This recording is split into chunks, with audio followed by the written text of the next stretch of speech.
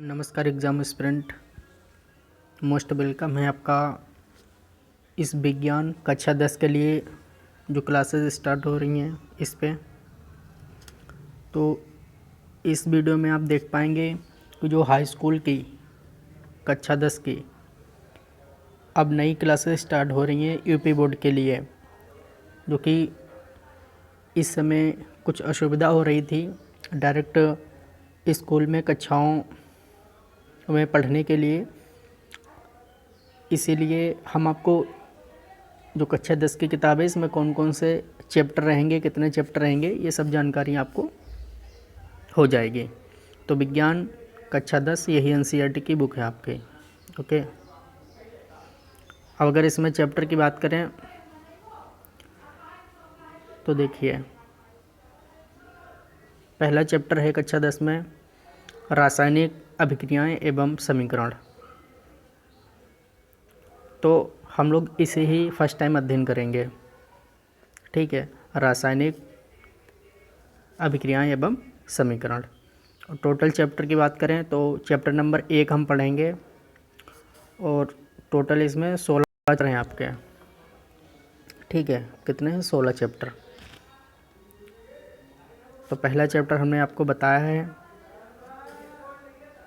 रासायनिक अभिक्रियाएं एवं समीकरण। तो चलिए इसे देखते हैं।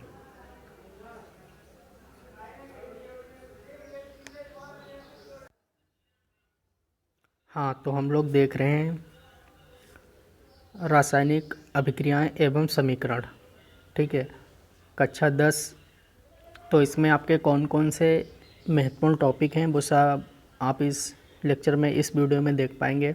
तो देखिए, आपका जो पहला चैप्टर ही है उस चैप्टर का नाम ही है, क्या नाम है आपके चैप्टर का? आपके चैप्टर का नाम है रासायनिक अभिक्रियाएं, यानी कि ये रासायनिक अभिक्रियाएं क्या होती हैं। और उसके बाद एवं समीकरण, यानी कि रासायनिक अभिक्रियाएं और रासायनिक समीकरण होते क्या हैं। तो पहले इसके बारे में बातचीत करते हैं, ठीक है। तो देखिए, रासायनिक अभिक्रियाएं क्या होती हैं, आप ध्यान से सुनिए, उसके बाद विचार कीजिए, आपको जानकारी हो जाएगी। तो देखिए, कोई भी परिवर्तन होता है और परिवर्तन के पश्चात कोई भी उत्पाद या प्रोडक्ट बनता है जो पहले वाले उत्पाद से भिन्न होता है और उसकी कुछ अलग खासियत या उसके गुण होते हैं। तो ये जो पूरी प्रक्रिया है इसी को रासायनिक अभिक्रियाएं कहते हैं।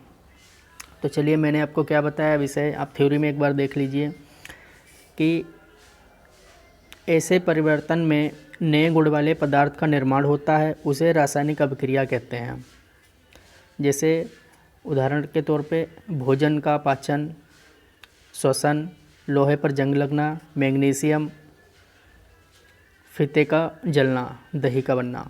तो जैसे दही की बात करें तो पहले दूध होता है, ठीक है। क्या होता है? पहले दूध। तो दूध से दही बनता है। तो देखिए, इसमें क्या है कि पूरा बदलाव हो गया है क्या हो गया? पूरा बदलाव हो गया। तो रासायनिक अभिक्रियाएं ऐसी होती हैं कि जिसमें जो बाद में पदार्थ बनेगा वो पहले से भिन्न होगा। क्या होगा? पहले से भिन्न होगा और नए गुण वाले पदार्थ का निर्माण होता है। किसका निर्माण होता है?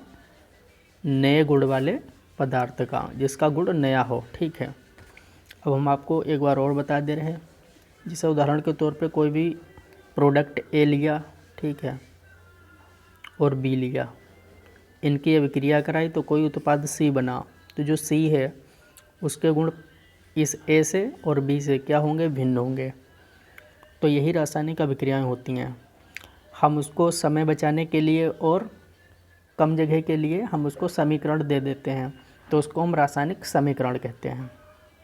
अब जो मैंने ये लिखा है कि ए और बी, तो जो सी हमारा उत्पाद बना, प्रोडक्ट, ठीक है, तो यही हमारा जो सी, यानी जो एरो जो बीच में निशान लगा होता है, इसके बाद में जो बनता है हमें इसी से मतलब होता है।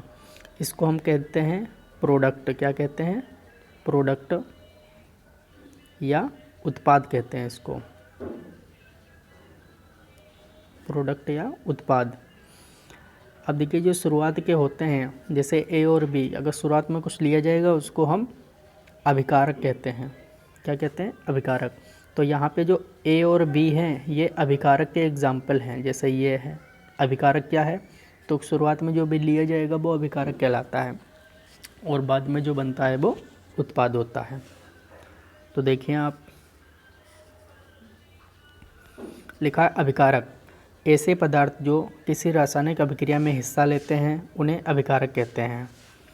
तो जैसे आप कोई भी नया उत्पाद बनाएंगे तो शुरुआत में आप जो लेंगे, ठीक है, वो यहाँ पे जो शुरुआत में लेने वाला ही आपका क्या कहलाएगा, अभिकारक कहलाएगा। और जो यहाँ पे बन पाएगा बाद में, उसी को हम बाद वाले को ही हम क्या कहेंगे, उत्पाद कहेंगे। ठीक है, बाद वाले को ही हम क्या कहेंगे, उत्पाद, और शुरू वाले को क्या कहेंगे, अभिकारक कहेंगे। ठीक है, तो अब हम जान चुके हैं कि अभिकारक क्या होता है और उत्पाद क्या होता है।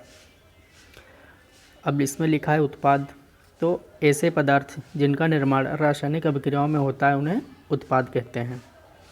तो अभी तक हमने आपको इसमें क्या बताया, हमने बताया कि रासायनिक अभिक्रियाएं क्या होती हैं या रासायनिक अभिक्रिया क्या होती है।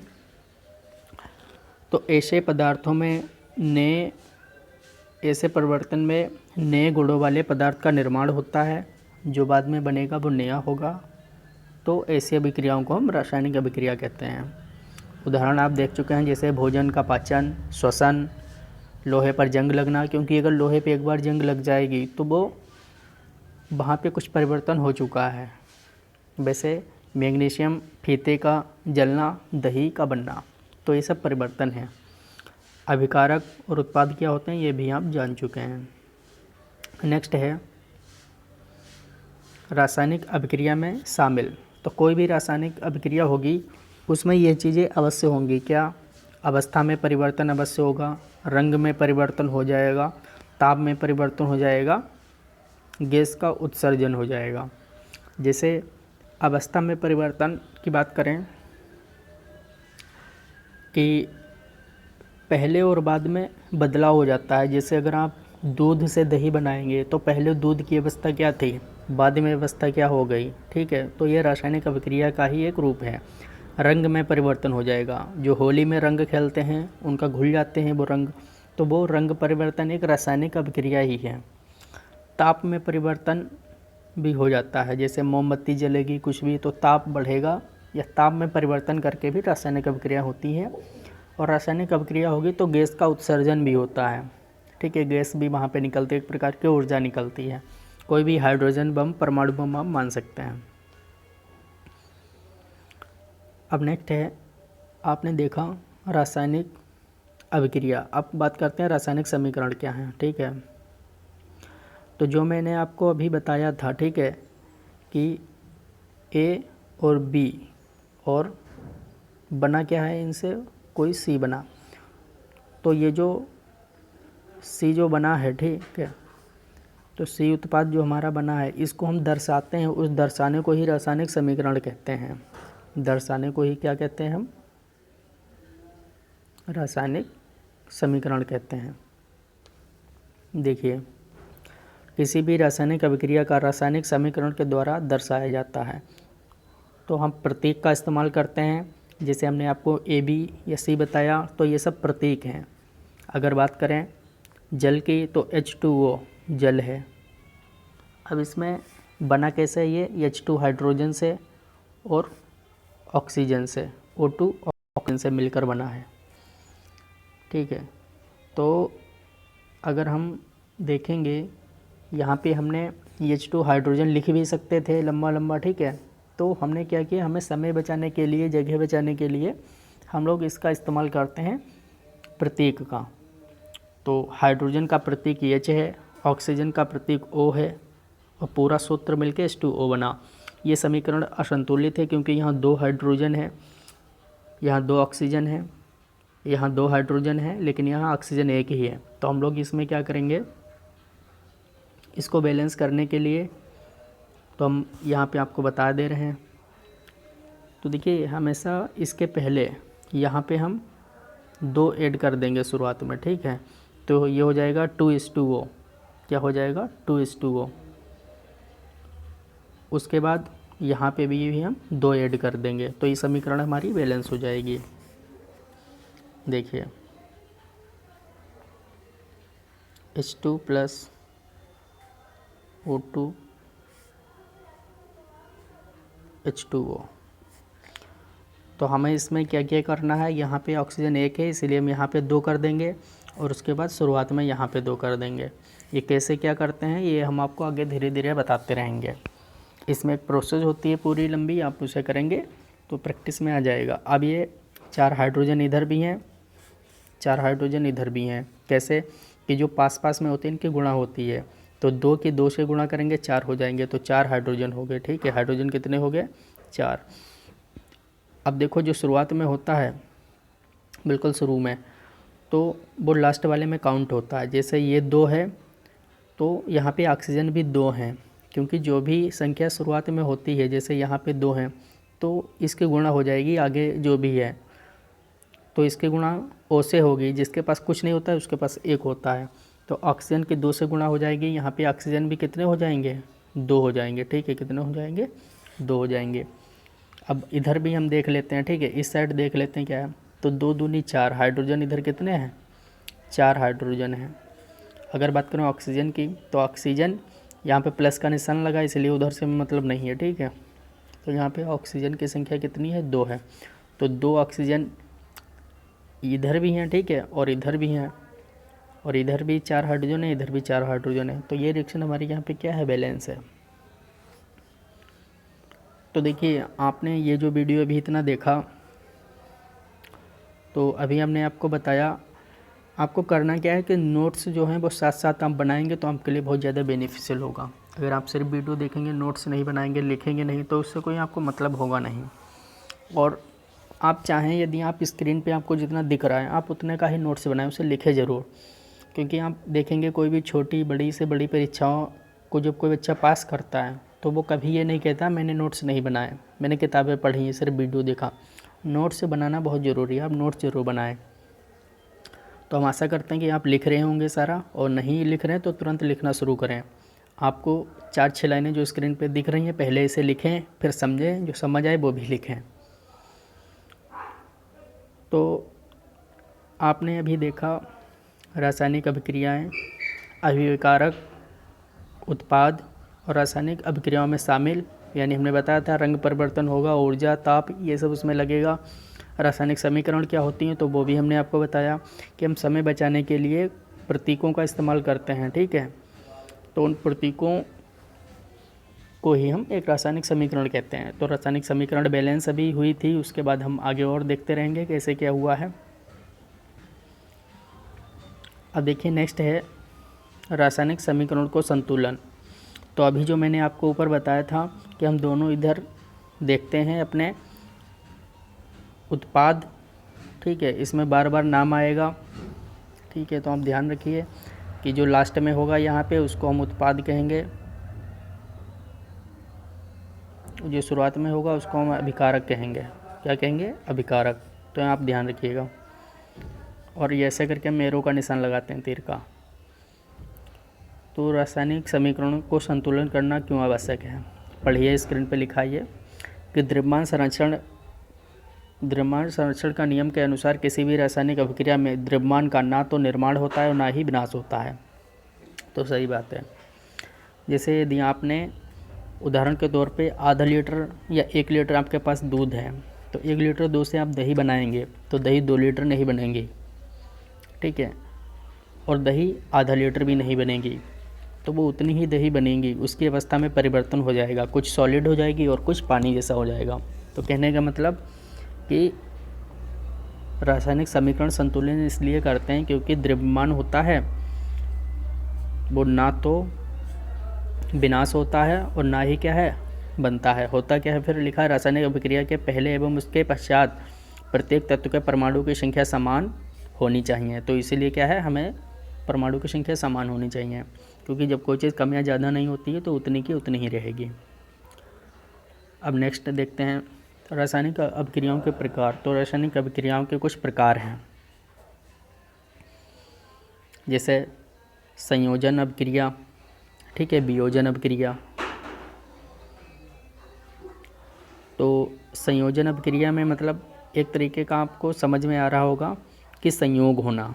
संयोजन अभिक्रिया क्या होती है, एक तरीके से संयोग होना, तो वो संयोजन अभिक्रिया है।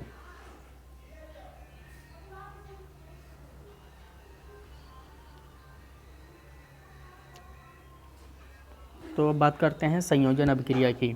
तो ये अभिक्रियाएँ ऐसी होती हैं जिसमें संयोग हो रहा हो, यानी कोई दो चीज़ें संयोग करके कुछ तीसरा बना रही होती हैं। क्या कर रही होती हैं? कोई दो चीज़ें संयोग करके कुछ तीसरा बना रही होती हैं। ऐसी अभिक्रियाओं को हम संयोजन अभिक्रियाएँ कहते हैं। ये जो यहाँ पे नोट डाउन है, ठीक है, हम इसे नीचे लिख दे रहे हैं। ये सही जो है वो है C कार्बन प्लस ये जो O लिखा है ये नीचे थोड़ा सा होता है O2, C प्लस O2, फिर गिब्स तीर का निशान रहेगा, फिर रहेगा CO2। क्या रहेगा? CO2। अब देखिए ये जो लिखा है ये सही है। तो यहाँ पे हम आपको इसका मतलब बता दे रहे हैं कि एक कार्बन था और ऑक्सीजन के साथ मिलकर CO2 कार्बन डाइऑक्साइड बन गया। आप कहेंगे कि ये यस क्या बना है, यस क्या है, जी क्या है? तो क्या यस मतलब है सॉलिड, सॉलिड मतलब ठोस, ठीक है, यस मतलब सॉलिड या ठोस। तो जैसे कार्बन जो होता है, जैसे कोयले की बात करें तो कोयला ठोस होता है। जी मतलब गैस, गैस मतलब CO2 हवा एक तरीके की। तो गैस जो होती है वो एक तरीके की कार्बन डाइऑक्साइड हवा होती है। तो कहने का मतलब जहाँ कार्बन, ये इसकी अवस्था को दर्शाता है कि कार्बन क्या है, ये ठोस है, लिक्विड है, गैस है, क्या है। तो कार्बन यस मतलब सॉलिड होता है, ठोस होता है। तो ये नीचे आप समझ, तो ये संयोजन अभिक्रिया है। तो संयोजन अभिक्रिया का मतलब क्या है? किसने यहाँ पे संयोग करा, किसने किसने C ने और O2 ऑक्सीजन ने बनाया, का बनाया CO2 कार्बन डाइऑक्साइड। तो अब आप जान चुके हैं संयोजन अभिक्रिया क्या है। देखिए इसमें जो यहाँ पे ये ऊष्मा क्षेपीय अभिक्रिया, इसे हम आगे देखेंगे क्योंकि ये आगे का यहाँ पे आ गया था मिस्टेक से। संयोजन अभिक्रिया की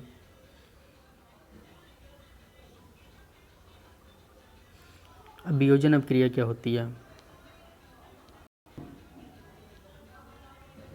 तो देखिए जो वियोजन अभिक्रिया होती है उसमें होता क्या है कि जिस अभिक्रिया में एक अभिकारक टूटकर दो या दो से अधिक उत्पाद बनाते हैं उसे वियोजन अभिक्रिया कहते हैं। तो वियोजन अभिक्रिया में क्या होगा कि पहले से ही अगर हमारे पास कुछ उत्पाद होंगे वो अलग अलग अपने भागों में टूट जाएंगे, अपने भागों में टूट जाएंगे, उसे हम वियोजन अभिक्रिया कहेंगे। जैसे H2O जल है, ठीक है, अभी अपने भागों में टूटेगा तो H2 हाइड्रोजन बनाएगा प्लस O2 ऑक्सीजन बनाएगा। तो वियोजन मतलब अपने कारकों में टूटना, छोटा छोटा, वही वियोजन है। अब इसमें क्या करेंगे हम लोग कि ऑक्सीजन कितने हैं, देखिए ऑक्सीजन यहाँ पे एक है शुरुआत में, यहाँ पे दो हैं, तो ऑक्सीजन यहाँ पे अभी सही नहीं है। हाइड्रोजन यहाँ पे दो हैं, यहाँ पे दो हैं, हाइड्रोजन सही है। तो मैं ऑक्सीजन यहाँ पे हमेशा ध्यान रखिएगा, कभी लास्ट में कुछ इंक्रीज़ नहीं करते, हमेशा शुरुआत में ही बढ़ाएंगे। हम लोग यहाँ पे शुरुआत में बढ़ा सकते हैं, ठीक है। तो यहाँ पे हम 2 कर देंगे शुरुआत में, इधर कितने कर देंगे, 2 हमने ये कर दिया। लेकिन अब ऑक्सीजन कितने हो गए, यहाँ पे 2 हो गए, शुरुआत में भी इधर 2 हो गए और इधर भी कितने हो गए, 2। लेकिन हाइड्रोजन कितने हो गए, इधर हमने बताया था कि गुणा हो जाती है, ठीक है। तो 2 और 2, तो हाइड्रोजन इधर हो चुके हैं 4 और इधर हाइड्रोजन कितने हैं, 2 हैं, इस साइड 2। तो हम यहाँ 2 से गुणा कर देंगे, तो अब कितने हो जाएंगे, हाइड्रोजन यहाँ की 4 हो गए। अब पूरी रिएक्शन ये बैलेंस होगी। तो वियोजन अभिक्रिया क्या होती है, ऐसी अभिक्रिया होती है। आप इसे नोट डाउन करते जाएं, जो हम अभिक्रियाएँ लिखते हैं स्क्रीन पे अपने हाथ से, ठीक है, इसे हम नोट डाउन करते जाएं। तो वियोजन अभिक्रिया ऐसी अभिक्रिया होती हैं जो टूट कर 2 या 2 से अधिक उत्पाद बनाते हैं, जो कि अभी आपने देखा था, वो वियोजन अभिक्रिया कहलाती हैं। क्वेश्चन आएगा वियोजन अभिक्रिया का उदाहरण दीजिए, ऐसे क्वेश्चन आएंगे आपके पेपर में, ठीक है। तो हालांकि बच्चे बहुत कंफ्यूज रहते हैं कि क्या क्वेश्चन आएंगे, क्या लिखें क्या नहीं। तो जो हम आपको समझ इस समय करा रहे हैं, तो कैसा पेपर आएगा, कौन कौन से क्वेश्चन आएंगे, ये सब आपको धीरे धीरे जानकारी हो जाएगी। आगे है वियोजन अभिक्रियाओं में अभिकारक का टूटना 3 प्रकार का होता है। तो मैंने आपको जो ऊपर बता दिया है, अगर उसे और भी पार्ट्स में तोड़ेंगे तो वो भी कितने प्रकार का होता है, 3 प्रकार का होता है। ऊष्मा के द्वारा होता है वियोजन, यानी अगर कुछ अभिक्रिया टूटेगी तो ऊष्मा लगेगी वहाँ पे, या विद्युत लगेगी यानी एनर्जी इलेक्ट्रिसिटी लगेगी, या सूर्य की रोशनी में वो अभिक्रिया होगी, ठीक है। तो मैंने आपको क्या बताया, ऊष्मा के द्वारा, विद्युत के द्वारा और सूर्य की रोशनी के द्वारा, ये 3 प्रकार से वियोजन होता है, यानी कोई अभिक्रिया वियोजित होती है, अपने भागों में टूटती है।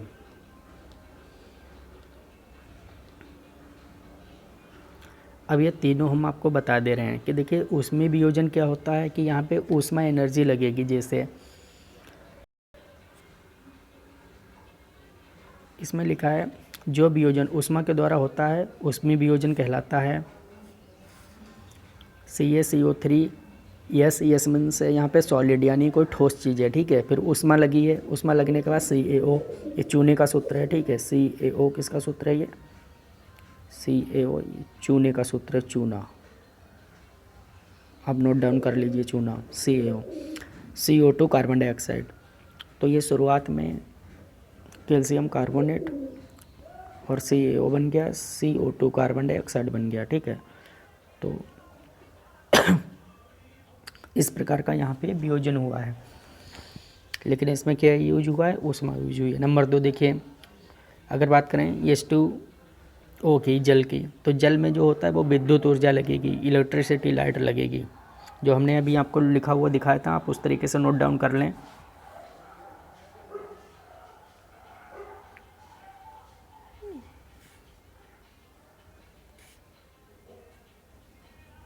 H2 हाइड्रोजन, यहाँ पे 2 रहेगा तब जाके बैलेंस होगी, और O2 ऑक्सीजन, यहाँ पे विद्युत लगेगी, ठीक है। तो आप नोट डाउन कर लीजिए विद्युत।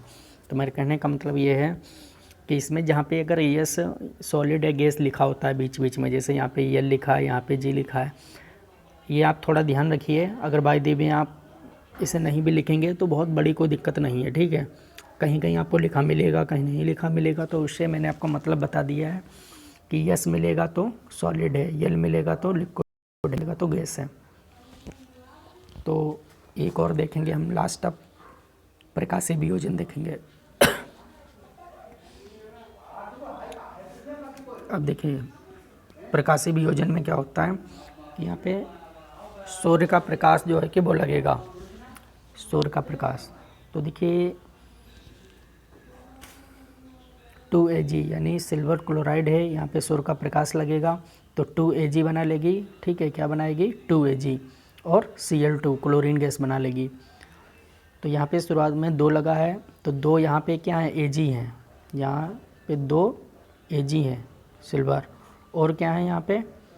और यहाँ पे 2 क्लोरीन भी हैं, क्योंकि जो शुरुआत में होता है उसकी गुणा दोनों से हो जाती है, ये आप ध्यान रखिएगा। तो सिल्वर क्लोराइड की जब सूर्य के प्रकाश में अभिक्रिया होती है तो Ag यानी चांदी 2 मोल और Cl2 क्लोरीन बनती है, क्लोरीन गैस है। तो कहीं पे जैसे यहाँ पे यस लिखा है, ठीक है, यहाँ पे नहीं लिखा है, तो यहाँ पे क्लोरीन गैस है। अगर चाहें तो यहाँ पे भी हम G लिख सकते हैं, गैस। अब ये ध्यान दीजिए, लिखा है इस अभिक्रिया का उपयोग श्याम श्वेत फोटोग्राफी में होता है। तो क्वेश्चन आएगा कि फोटोग्राफी में क्या यूज होता है? तो सिल्वर क्लोराइड AgCl2, तो सिल्वर क्लोराइड का यूज होता है। ये छोटे छोटे क्वेश्चन ये बड़े एग्जाम में आते हैं, तो आप हाई स्कूल में देख रहे हैं, ये आपके भी पूछे जाएंगे। तो अभी आपने देखा एक लास्ट है यहाँ पे ऊष्माशोषी अभिक्रिया।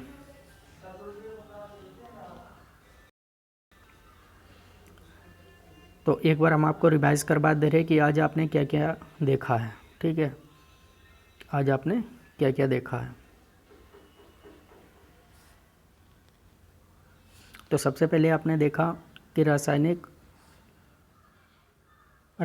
अभिक्रिया।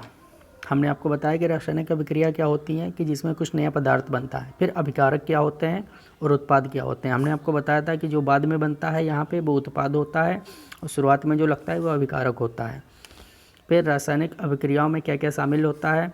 तो अवस्था में परिवर्तन, रंग में परिवर्तन होता है, ताप में परिवर्तन होता है, गैस का उत्सर्जन होता है। रासायनिक समीकरण क्यों बनाते हैं? तो हमने आपको बताया था कि हम लोग जो अभिक्रियाएँ होती है उसको समय बचाने के लिए तो हम प्रतीकों का इस्तेमाल करते हैं, जिससे क्या है हमारा समय वगैरह बच जाए और हमारी जगह पेज बच जाए। और ये पद्धति है कि हमें हायर स्टडी करनी होती है। मान लीजिए कोई डॉक्टर है या कोई PhD कर रहा है, तो वो जब लिखेगा, ठीक है, अगर मान लो उसको चांदी लिखना है तो Ag वो लिख सकता है, तो यहाँ कम समय लगेगा, या फिर सिल्वर पूरा लिखेगा, या हिंदी में तो ज़्यादा समय लगेगा। तो हमने क्या बताया कि रासायनिक समीकरण क्या होता है, इसमें हम प्रतीकों का इस्तेमाल करते हैं। रासायनिक समीकरण का संतुलन क्यों आवश्यक है? क्योंकि ऊर्जा ना तो उत्पन्न होती है ना नष्ट होती है। क्या होता है? सिर्फ उसके माध्यम में परिवर्तन होता है। तो ये आपने जाना। फिर बताया हमने कि हाँ, रासायनिक अभिक्रियाओं के प्रकार कौन कौन से होते हैं। संयोजन अभिक्रिया होती है, ठीक है। उसके बाद वियोजन अभिक्रिया होती है। तो संयोजन में संयोग हो रहा था, वियोजन में क्या कोई चीज़ टूट जाएगी। तो आपने अपने नोट्स बनाए होंगे, आप उसे जरूर पढ़ें। तो वियोजन में हमने जल का उदाहरण दिया था H2O का, और बताया था कि कैसे जल अलग अलग टूटा है, किसमें, H2 में और O2 में। तो ये मैंने आपको बताया था। फिर ऊष्मा के द्वारा अब वियोजन जो होगा वो होगा कैसे? या तो ऊष्मा के द्वारा वियोजन होगा, या विद्युत के द्वारा होगा, या सूर्य की रोशनी के द्वारा होगा। अब उसमें वियोजन कैसे होता है?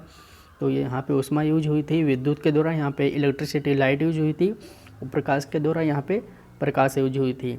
तब जाके 2Ag यानी Ag और Cl2 क्लोरीन बना था। फिर हमने आपको बताया था कि प्रकाशीय वियोजन या फिर फोटोग्राफी में क्या यूज होता है। तो फोटोग्राफी में यूज होता है सिल्वर क्लोराइड, ठीक है, यानी AgCl या प्रकाशीय वियोजन, ये हमने आपको बताया था। तो अभी तक वैसे बच्चे कहते हैं कि सर केमिस्ट्री हमारे समझने ये केमिस्ट्री कठिन लग रही है। तो हम आपको इस तरीके से पढ़ाएंगे कि हाँ, कम से कम आप थोड़ी सी भी मेहनत करें तो आपका कवर हो जाए। अब देखिए, इस पूरे चैप्टर की बात करें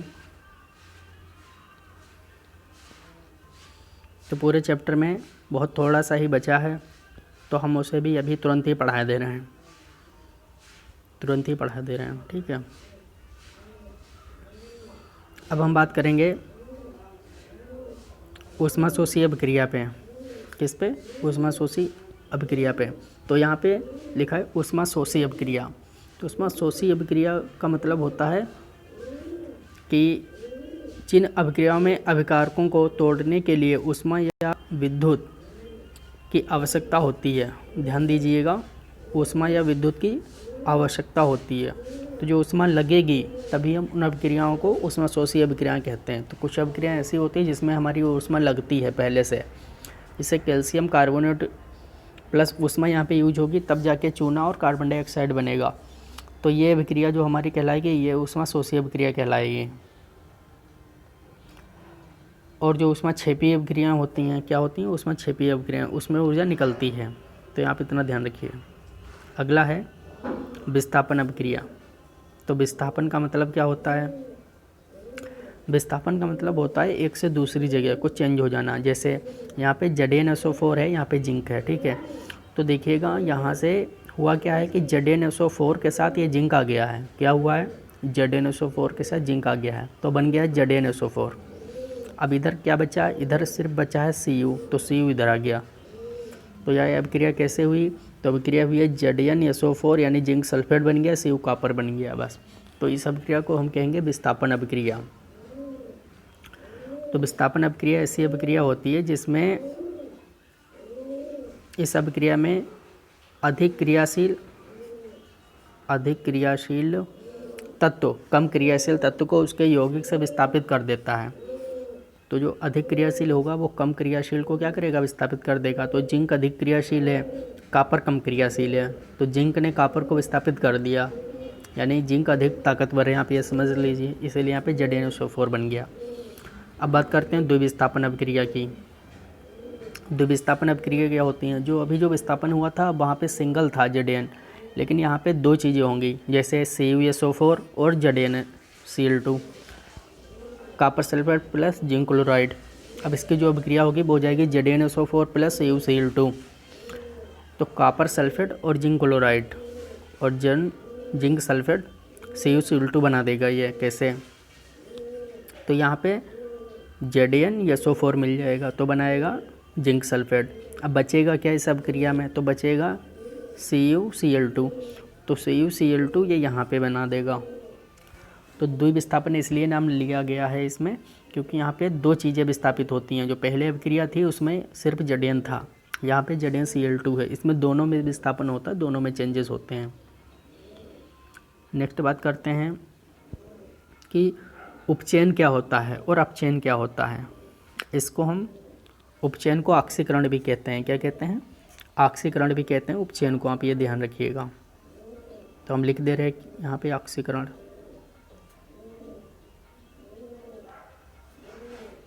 तो बार बार बच्चे कहेंगे कि हाँ क्या है ऑक्सीकरण, पेपर में आएगा कि उपचयन क्या होता है या ऑक्सीकरण की परिभाषा दीजिए, समीकरण लिखो। तो आपको ये लिखना होगा, जब किसी पदार्थ में ऑक्सीजन की वृद्धि, ध्यान से सुनिए, जब किसी पदार्थ में ऑक्सीजन की वृद्धि होगी, क्या होगी, ऑक्सीजन की वृद्धि या हाइड्रोजन का ह्रास, ह्रास मतलब होता है कमी, तो उसे उपचयन अभिक्रिया कहा जाता है। तो चाहे उसको उपचयन कह दो या ऑक्सीकरण कह दो। जैसे अब देखिए यहाँ पे ऑक्सीजन की वृद्धि होती है, आप ये ध्यान रखिए, चाहे कह दें ऑक्सीजन की वृद्धि होती है, जब ऑक्सीजन की वृद्धि होगी तो हाइड्रोजन की कमी होगी। तो यहाँ पे Cu था, तो Cu यहाँ पे Cu के पास, कॉपर के पास कोई भी ऑक्सीजन नहीं है, लेकिन जब कॉपर आगे गया तो इसके पास ऑक्सीजन आ गया, तो यहाँ पे ऑक्सीजन की वृद्धि हो गई। तो कोई भी ऐसी अभिक्रिया जिसमें ऑक्सीजन की वृद्धि होती है तथा हाइड्रोजन की कमी होती है या ह्रास होता है, उसे उपचयन अभिक्रिया कहते हैं या ऑक्सीकरण अभिक्रिया कहते हैं। समीकरण आप देख रहे हैं, Cu+O2 CuO, बैलेंसी के लिए हम इसे एडजस्ट करेंगे तो हो जाएगा उपचयन या ऑक्सीकरण। अब जो मैंने आपको उपचयन या ऑक्सीकरण में बताया उसका अपोजिट है अपचयन में, क्या है उसका अपोजिट है, विपरीत है। देखिए आप, तो मैंने आपको क्या बताया था उपचयन में कि ऑक्सीजन की वृद्धि होगी, लेकिन यहाँ पे उसका उल्टा कर दीजिए, यहाँ पे क्या कर दीजिए, ऑक्सीजन की कमी कर दीजिए। तो लिखा है अपचयन, लिखा है जब किसी अभिक्रिया में ऑक्सीजन का ह्रास या कमी होती है। अब हाइड्रोजन में वहाँ पे कमी हो रही थी तो यहाँ पे वृद्धि हो जाएगी, हाइड्रोजन की वृद्धि होती है, उसे अपचयन कहा जाता है। तो देखिए आप, यहाँ पे CuO है, कॉपर ऑक्साइड, तो यहाँ पे कॉपर में ऑक्सीजन थी, लेकिन यहाँ पे क्या है, ऑक्सीजन नहीं है, यहाँ खाली कॉपर है, तो ऑक्सीजन की कमी हो गई। जब ऑक्सीजन की कमी होगी तब हम क्या कहेंगे, अपचयन, और जब वृद्धि होगी तो उपचयन। तो क्वेश्चन आएगा अपचयन किसे कहते हैं। तो आपको हमेशा के लिए याद रखना है, बहुत ज़्यादा इंपॉर्टेंट है ये, बिना इसके केमिस्ट्री चल नहीं पाएगी। तो जब किसी अभिक्रिया में ऑक्सीजन का ह्रास या कमी होती है या हाइड्रोजन की वृद्धि होती है, उसे उपचयन कहा जाता है। समीकरण देख रहे हैं आप, कॉपर ऑक्साइड Cl2 Cu+H2O, तो ये जो है ये अपचयन है। तो अब आप ये दोनों क्वेश्चन कर पाएंगे कि हाँ उपचयन क्या है और अपचयन क्या है। नेक्स्ट देखिए, अब ध्यान दीजिए आप, जैसे लिखा है रेडॉक्स अभिक्रिया किसे कहते हैं, तो क्वेश्चन आएगा रेडॉक्स अभिक्रिया किसे कहते हैं। तो देखिए जो मैंने अभी आपको दोनों बताए हैं, ये उपचयन और अपचयन, जब इन दोनों को मिला के कोई अभिक्रिया होती है, जब उपचयन और अपचयन दोनों एक ही अभिक्रिया में हों तो उसे रेडॉक्स अभिक्रिया कहते हैं। तो जो आपको ये दोनों रिएक्शन बताई गई हैं, ये दोनों जब एकदम होगी तब हम क्या कहेंगे, तब हम कहेंगे रेडॉक्स अभिक्रिया। क्या कहेंगे, रेडॉक्स अभिक्रिया कहेंगे। दैनिक जीवन में उपचयन अभिक्रिया के प्रभाव, तो दैनिक जीवन में कैसे क्या होता है, संचारण, संचारण क्या है,